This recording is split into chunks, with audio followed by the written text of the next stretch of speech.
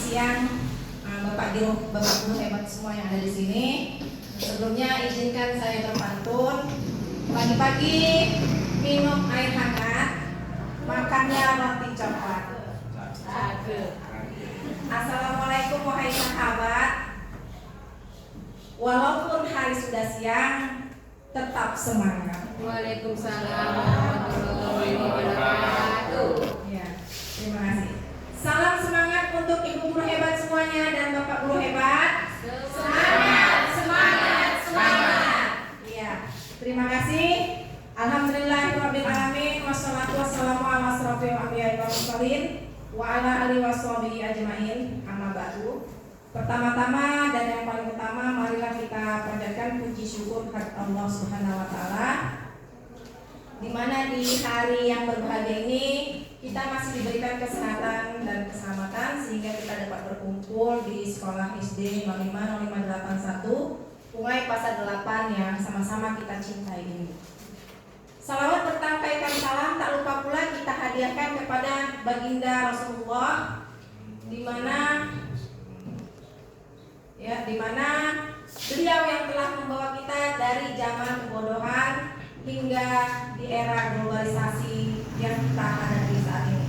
Semoga di akhir kelak nanti kita mendapatkan syafaat beliau. Amin. Allahumma sholli ala sayyidina Muhammad wa ala ali sayyidina Muhammad. Yang saya hormati Bapak Kepala Sekolah SDN 050581 Bapak Miskun, dan yang saya sayangi, saya cintai Bapak Guru hebat, satu perjuangan yang sama-sama kita ingin memajukan dunia pendidikan dan melahirkan generasi-generasi yang berprofil pelajar Pancasila. Ya Bapak Guru hebat, di sini saya akan sedikit berbagi ilmu. Di sini saya tidak mengajari atau menggurui, saya hanya ingin berbagi ilmu selama saya mengikuti pendidikan guru penggerak. Jadi sedikit ilmu ini mungkin bisa saya sampaikan dan mudah-mudahan bisa membuat suatu perubahan baik bagi diri saya maupun orang-orang yang ada di sekitar saya.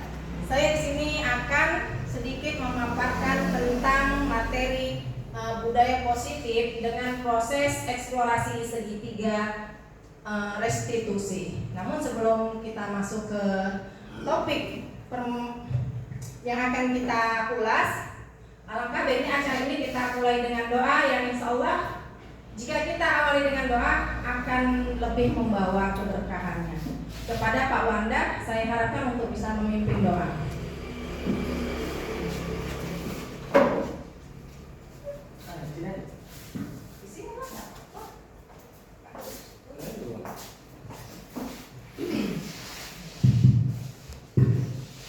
Assalamualaikum warahmatullahi wabarakatuh. Waalaikumsalam warahmatullahi wabarakatuh.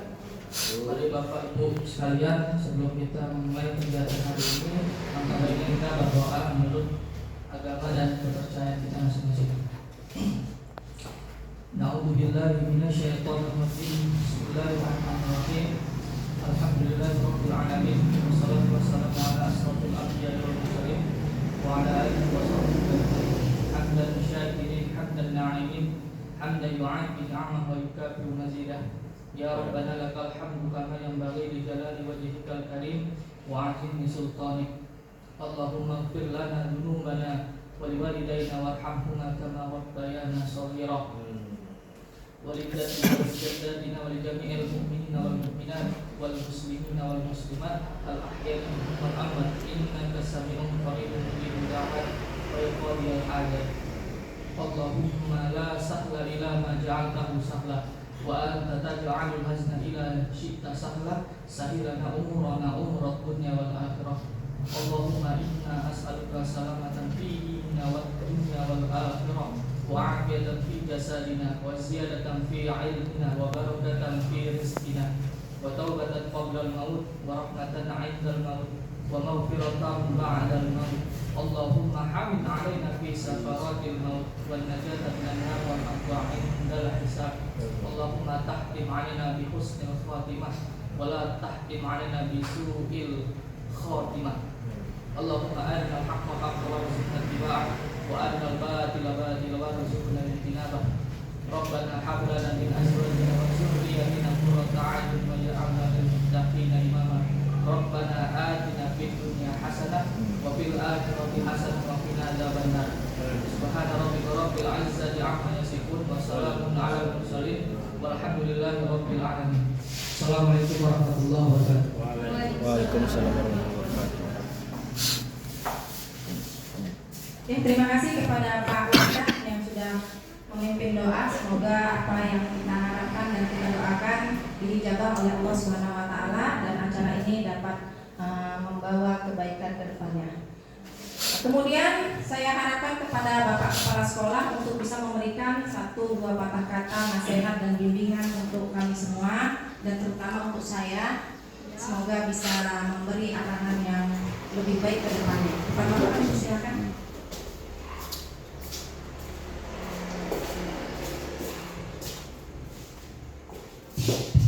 Assalamualaikum warahmatullahi wabarakatuh. Selamat pagi menjelang siang. Pertama-tama marilah kita mengucapkan puji syukur kepada Allah Subhanahu wa taala atas rahmat, nikmat, kesempatan, keimanan yang masih diberikan kepada kita semua sehingga kita dapat melaksanakan tugas yang sudah diamanahkan kepada kita. Selamat wassalamu alaikum warahmatullahi wabarakatuh kepada junjungan kita Rasulullah SAW. Bapak Ibu yang saya muliakan, pada hari ini kita sama-sama akan mengikuti kegiatan yang akan dilaksanakan oleh kita sebagai calon guru penggerak.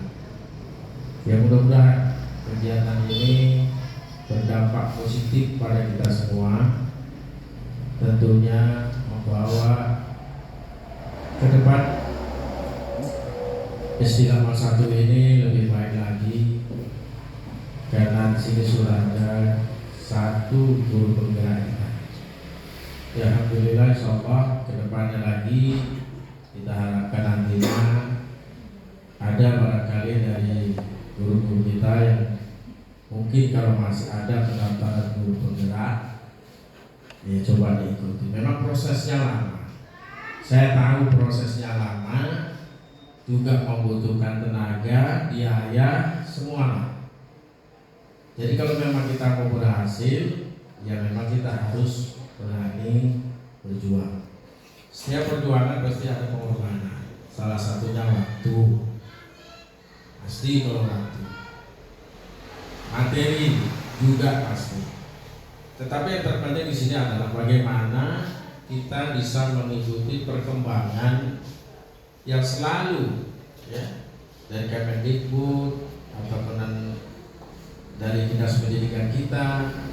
Jika memang ada kesempatan kita untuk mengikuti kegiatan-kegiatan yang sifatnya untuk pendidikan, mari coba kita ikuti. Yang mudah-mudahan barangkali masih punya banyak kesempatan, walaupun harus banyak mengorbankan waktu, tenaga, dan materi. Tetapi itu semuanya nanti akan berdampak positif bagi kita semua.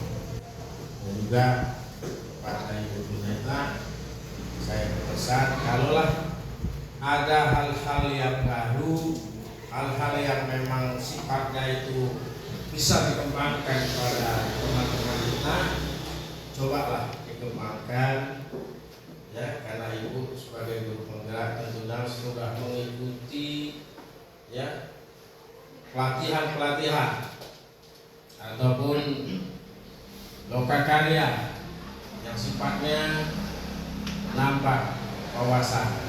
Hanya kita perlukan nantinya, ya, kita harus ikuti perkembangan. Kalau enggak, ya kita bakal ketinggalan. Ya, PMM tadinya kita acuh, ya, bisa nggak dilaksanakan ini? Ternyata semua di sana, ya, sampai pun perhitungan yang sekecil materi sampai juga di PMM. Dan mudah-mudahanlah kita ini diberikan kesehatan, kekuatan untuk mengikuti setiap ada kegiatan. Ya, untuk barangkali semester yang akan datang, ini kita perkuat lagi. Kalau bisa, kalau saya dengar itu guru penggerak 2 minggu sekali itu ya, pasti ada dia kegiatan. Kalau saya ya ada sebulan sekali, ada yang 2 minggu sekali mengikuti pelatihan. Ya, karena sudah banyak juga kawan saya ya yang banyak mengikuti kegiatan guru penggerak ini. Dan mungkin ini yang bisa saya sampaikan, mudah-mudahan apa yang kita buat hari ini bisa menjadikan sebuah modal bagi kita ya untuk lebih semangat lagi kita dalam bekerja. Walaupun istilahnya 2 bulan lagi, sebulan lagi masa jabatan kita akan berakhir, ya kan? Tahun depan barangkali Pak Purba, ya tahun 2026 Ibu Siti Mariam. Tapi tetap semangat, walaupun besok mau pensiun, hari ini kalau bisa ada kegiatan ya diikuti. Ya mungkin ini yang akan saya sampaikan, lebih dan kurang saya mohon maaf. Terima kasih. Semoga kegiatan kita hari ini membawa berkah kita semua. Assalamualaikum warahmatullahi wabarakatuh.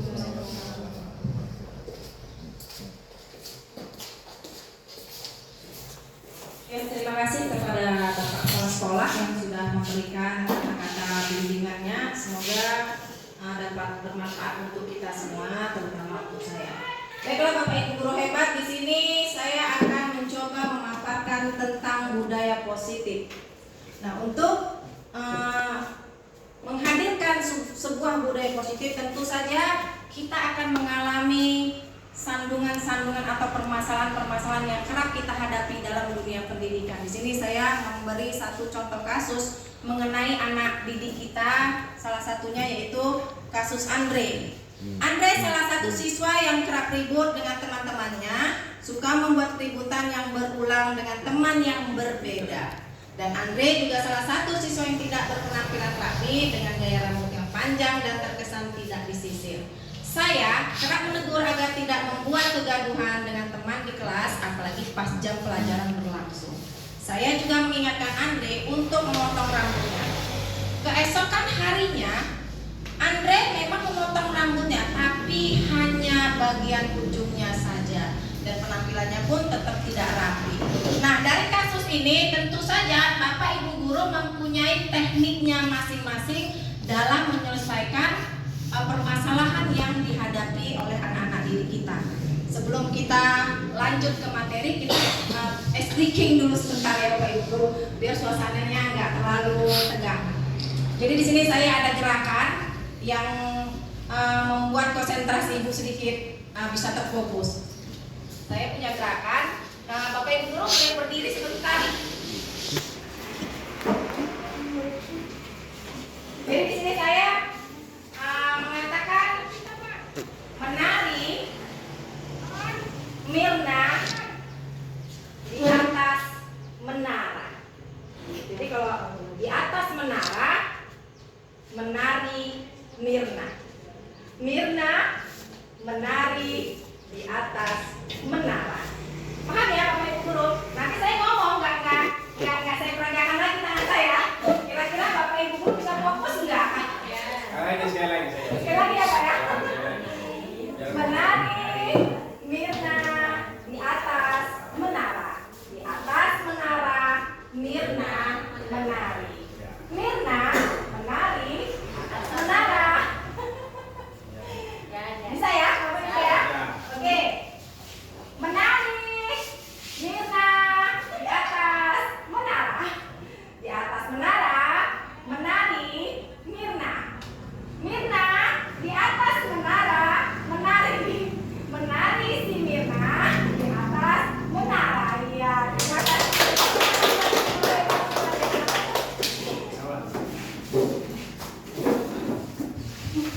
Baik, kita lanjut ke materinya. Tadi ada kasus Andre. Tentu saja setiap manusia atau setiap individu perlu kita ketahui dalam melakukan suatu tindakan pada dasarnya adalah tujuannya untuk memenuhi kebutuhan dasarnya sebagai manusia.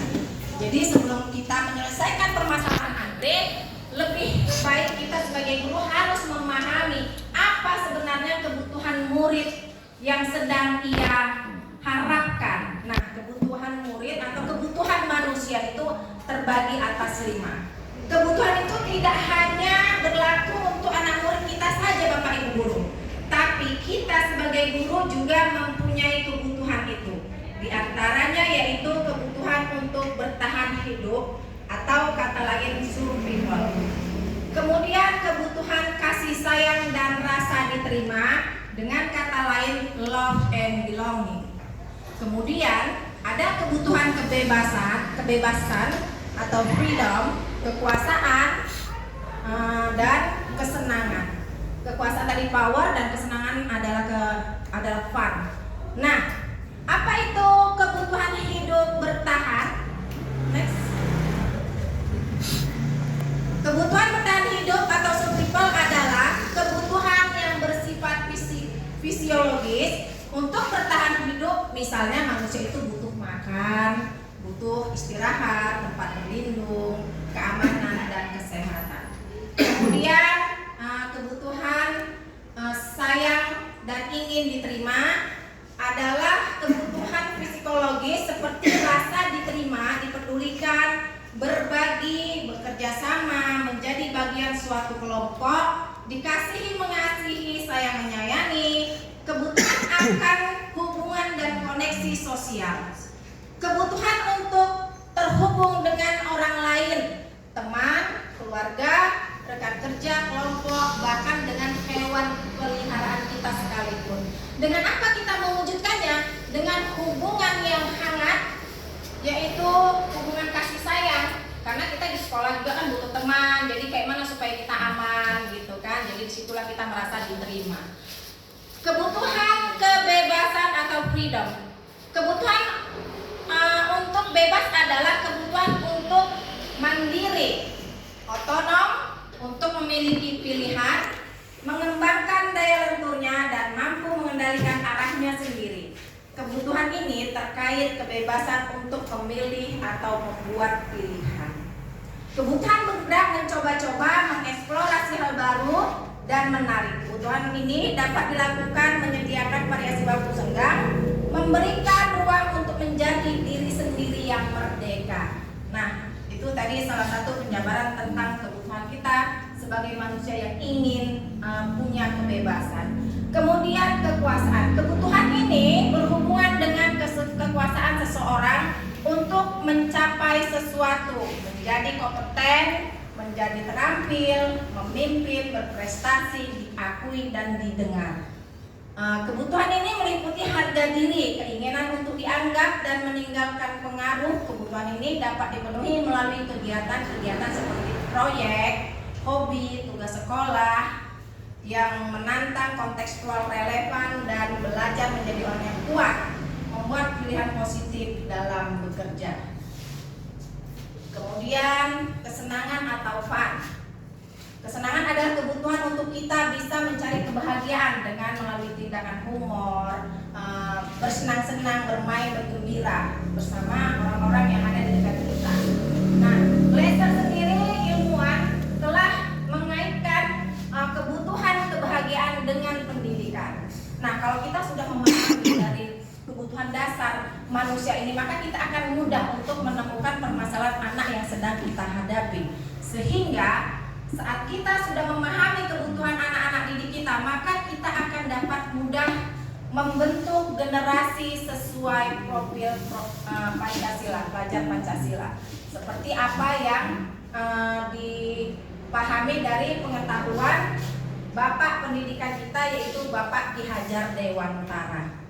Menurut beliau, pendidikan adalah menuntun kodrat anak didik kita untuk bisa mencapai kebahagiaan, keselamatan dan kebahagiaannya setinggi-tingginya, hingga anak-anak didik kita bisa menjadi manusia dan diterima dalam masyarakat. Kemudian menurut beliau, pendidikan adalah penyemaian benih-benih dan budaya dalam masyarakat untuk membentuk manusia yang beradab. Dan pendidikan itu bersifat berpihak pada murid. Jadi kalau kita sudah memahami ini semua, maka kita akan bisa melakukan pendidikan seperti filosofi Ki Hajar Dewantara. Ingat sosok Todelono ing madya Mangunkarsa Tutwuri Handayani. Nah, itu adalah salah satu filosofi yang sangat tersohor yang pernah dicetuskan oleh Bapak Pendidikan kita Ki Hajar Dewantara. Kemudian untuk itu kita sebagai guru, kita juga harus tahu di mana nilai-nilai guru dan peran kita sebagai guru. Nilai guru sendiri ada 5, diantaranya yaitu berpihak pada murid, kemudian mandiri, inovatif, relevan, dan kolaboratif.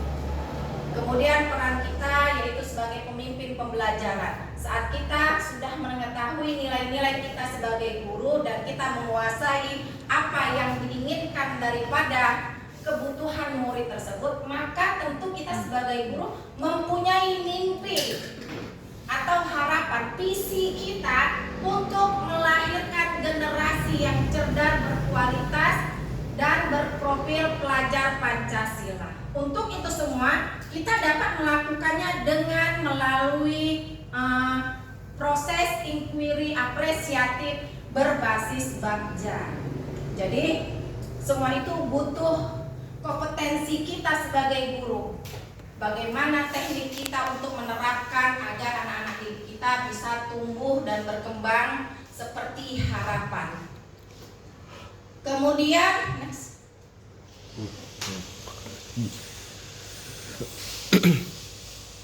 Tadi kita sudah bercerita panjang lebar ya Bu, sampai kita ujungnya memimpikan generasi-generasi yang berprofil pelajar Pancasila. Tentu tujuan dan arah kita sama.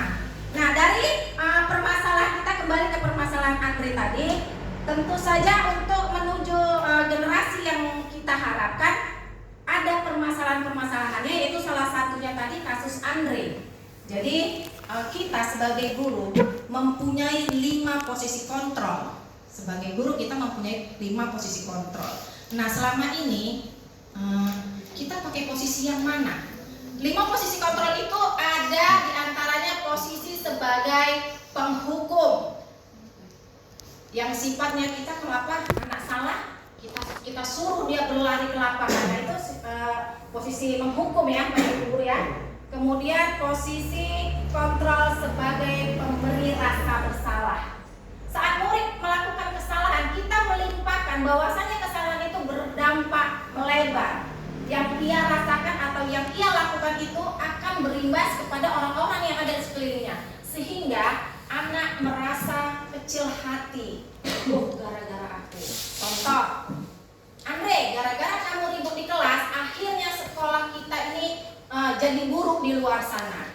Gara-gara Andre. Jadi Andre ini merasa, gara-gara aku ya. Jadi dia ada kesan hatinya itu merasa kecil, merasa bersalah. Itu tadi posisi kontrol kita sebagai guru, pemberi rasa bersalah. Kemudian ada posisi kontrol sebagai teman. Nah, kita kerap kali menganggap bahwasanya kalau sebagai teman kita akan bisa memberikan rasa nyaman kepada anak-anak didik kita. Mereka bisa lebih leluasa untuk mengekspresikan apa yang ada dalam pikiran mereka dan apa yang ingin mereka lakukan. Terkesan memang itu baik posisi itu.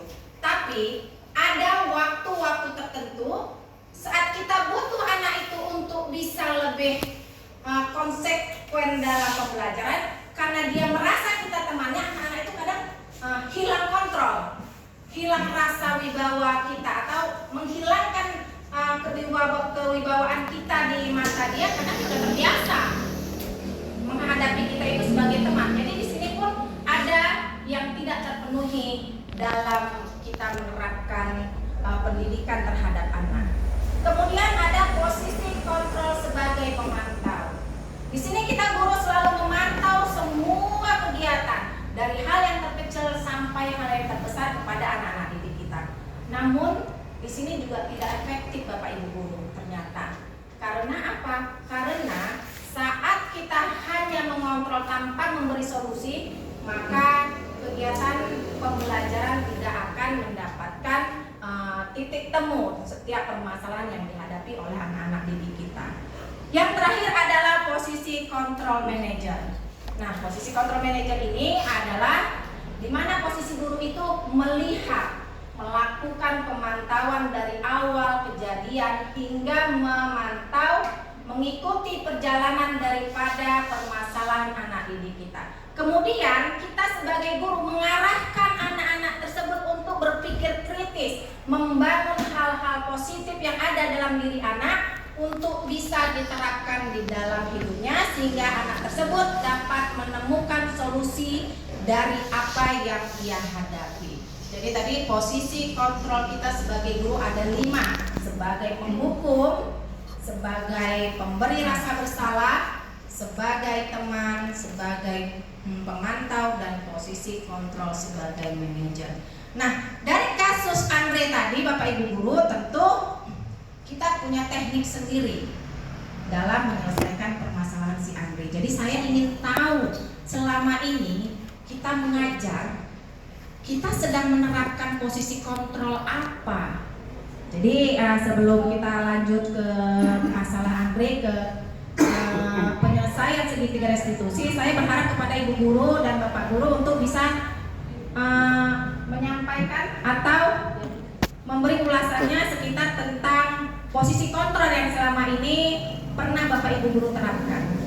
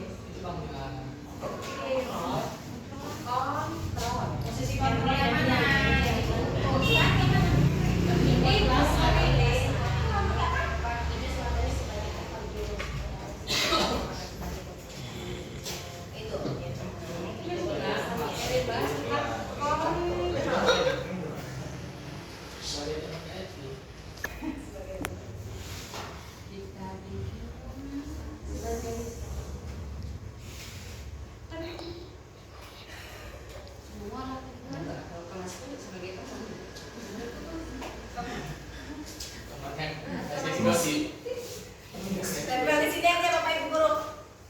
Kita tempel di sini aja. Nanti biar dipahit.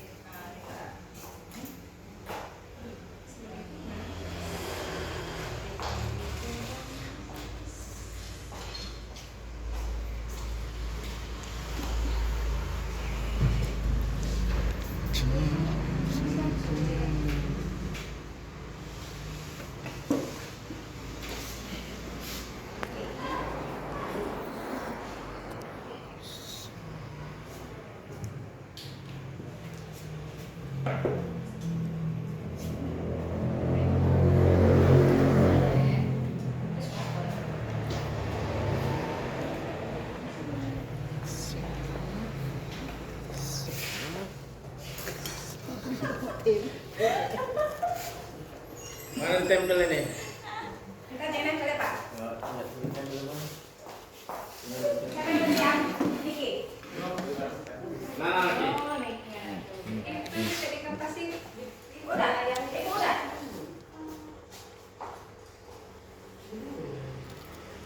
Bahaya sekali.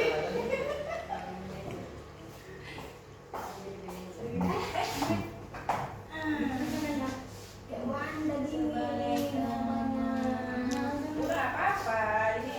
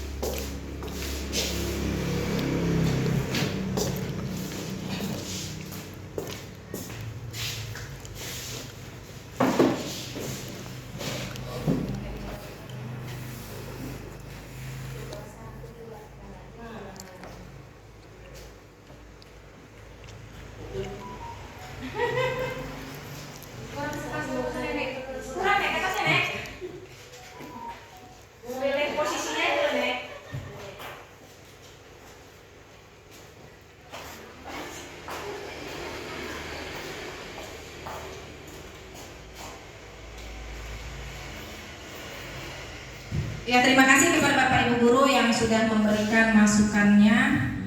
Jadi di sini mengenai posisi kontrol kita sebagai guru, kita tadi ada 5 ya. Ada posisi sebagai penghukum, sebagai teman, pemberi rasa bersalah, sebagai pemantau, dan sebagai manajer. Jadi di sini yang saya perhatikan ada ya, semua memakai posisi itu. Kelima-limanya dipakai ya. Ada di sini sebagai teman, sebagai pemantau, iya. Dan di sini tadi ada sebagai manajer ya. Ini sebagai manajer siapa ya? Lijan. Sebagai manajer, iya. Ya Bapak Ibu guru, semuanya bagus ya. Semuanya bagus. Posisi itu semuanya bagus. Hanya saja posisi yang paling tepat untuk dapat kita gunakan atau kita terapkan kepada anak-anak didik kita yaitu posisi sebagai manajer. Semuanya bagus ya Bapak Ibu guru ya. Kita sebagai manajer itu udah mencakup semuanya. Karena kita di situ memahami posisi anak. Dia sedang membutuhkan apa yang dia butuhkan. Kemudian kita memantau setiap kejadian-kejadian yang terjadi pada diri anak itu tersebut. Dan kita memberikan solusi. Jadi di posisi manajer ini dari akar permasalahan sampai perjalanan yang dilakukan oleh anak didik hingga akhirnya kita menemukan solusi untuk permasalahan yang anak didik kita alami terselesaikan. Nah, dengan posisi sebagai manajer kita dapat menggunakan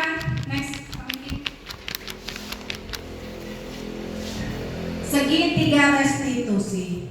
Segitiga restitusi adalah proses menciptakan kondisi bagi peserta didik untuk memperbaiki kesalahan mereka hingga mereka dapat kembali kepada kelompoknya dengan karakter mereka yang lebih kuat.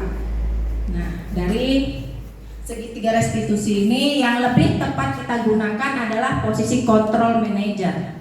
Next, Niki. Dari kasus Andre tadi ya, Bapak Ibu guru sama-sama sudah kita baca. Dari kasus Andre maka yang pertama kali saya lakukan dari proses segitiga restitusi next Pak adalah yang pertama lanjut aja. Yang pertama ya stop.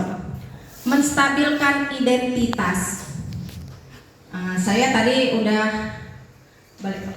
tadi udah juga menyertakan video saat saya melakukan proses eksplorasi segitiga restitusi. Kalau memang nanti atau kita mau tengok dulu sebentar ya Bapak videonya tadi Pak. Kita tengok cara saya saat menerapkan segitiga restitusi terhadap kasus Andre.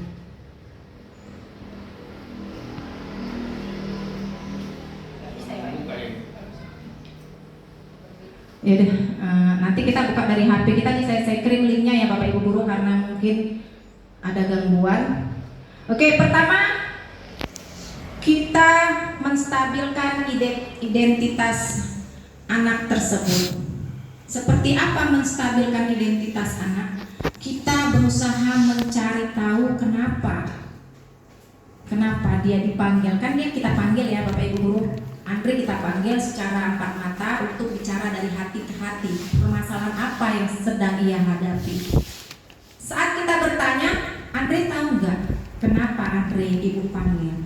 Maka dengan sendirinya Andre akan mengeluarkan apa yang sebenarnya ada di dalam hatinya. Saat dia mengeluarkan apa yang ada di dalam pikiran dan alasan-alasan melakukan kesalahannya, maka kita sebagai guru mencoba untuk menstabilkan identitas yang dia miliki. Kita tidak boleh menghadir, kamu salah, gara-gara kamu begini. Enggak seperti itu. Kita enggak marah sama dia, tapi kita mencoba memaklumi apa alasan dia melakukan kesalahan itu. Kemudian kita validasi tindakan yang salah. Kita mencoba memahami, kemudian kita mengarahkan. Dari permasalahan itu ternyata Andre merasa tidak nyaman karena diejek dengan kawannya, maka terjadilah saling ejek mengejek.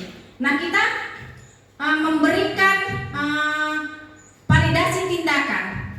Kalau kita mau rasa aman yang lebih lagi, maka mengejek bukanlah solusi untuk menemukan rasa aman pada diri Andre. Tentu ada teknik-teknik yang lebih baik untuk bisa saling menghargai. Nah, di situ dia akan menyadari ada nilai-nilai yang sudah disepakati di kelas, karena awal pembelajaran kita sudah membuat budaya positif kepada anak.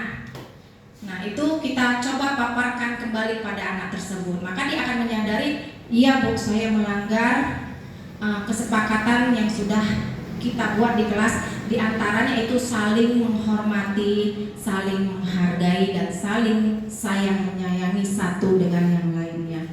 Nah, dengan demikian setelah kita memvalidasi tindakan dan sudah menemukannya, maka kita akan menanyakan keyakinan yang seharusnya bisa diterapkan kepada anak didik kita. Misalnya, kita akan memancing dia untuk berpikir kritis. Kira-kira ke depannya Andre harus bagaimana supaya terciptanya kerukunan di kelas tersebut. Seperti itu ya, kalau dia tadi supaya nggak ribut atau tadi buat keributan di kelas. Nah, kita memancing dia untuk berpikir sendiri. Nggak kita yang mengeluarkan ide itu, tapi dia sendiri yang mengeluarkan ide tersebut.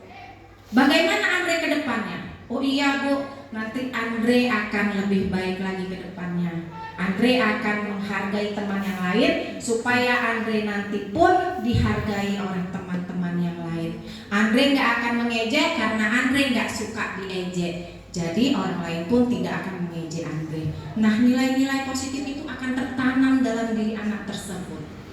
Dan itu akan menjadi budaya positif bagi anak tersebut. Disitulah perbedaannya kenapa kita sebagai posisi manajer melalui proses segitiga restitusi. Kita membentuk budaya positif itu kepada diri anak, bukan melalui aturan-aturan tertulis yang tidak bermakna. Kalau kita membuat aturan sifatnya mengikat dan ada hukuman, sehingga dia tidak berjangka panjang. Sedangkan kalau kita menerapkan pemikiran budaya positif, maka nilai-nilai atau hal-hal baik yang ada di dalam diri anak itu akan menjadi budaya yang tertanam ke dalam diri anak tersebut, dan ini akan berjangka panjang. Ini nggak akan cuma berlaku waktu dia sekolah di sekolah kita saja, tapi setelah dia dewasa pun ini akan menjadi kebiasaan-kebiasaan yang sudah mendarah daging terhadap diri anak tersebut.